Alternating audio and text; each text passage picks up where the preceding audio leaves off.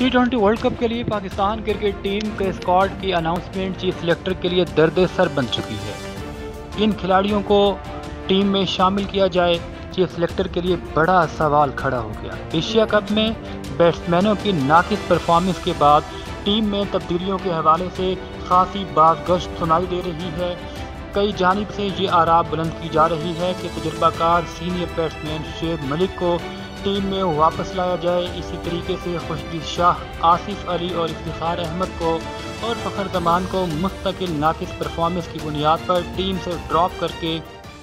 हैदर अली,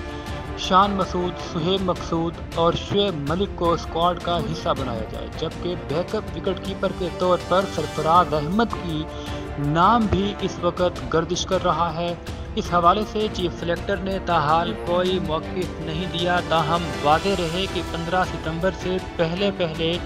पाकिस्तान को अपना world cup के लिए स्क्वाड अनाउंस करना है, जबकि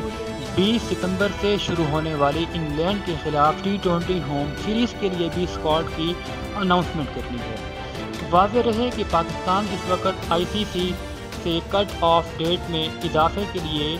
राब्ता कर रहा है, और अगर इजाज़त मिल जाती है तो फिर पाकिस्तान इंग्लैंड के ख़िलाफ़ स्क्वाड का अनाउंस आज या कल कर देगा, और फिर सीरीज़ के दौरान कट ऑफ डेट के बाद मिलने वाले वक्त के अंदर 18 रुकनी स्क्वाड का अनाउंस करेगा। और अगर ICC की जानिब से कट ऑफ डेट में इजाफे की इजाज़त नहीं मिलती तो फिर पाकिस्तान 15 रुकनी स्क्वाड और 3 रिजर्व खिलाड़ियों पर मुश्तमिल 18 रुकनी स्क्वाड की अनाउंसमेंट आज या कल किसी भी वक्त कर सकता है।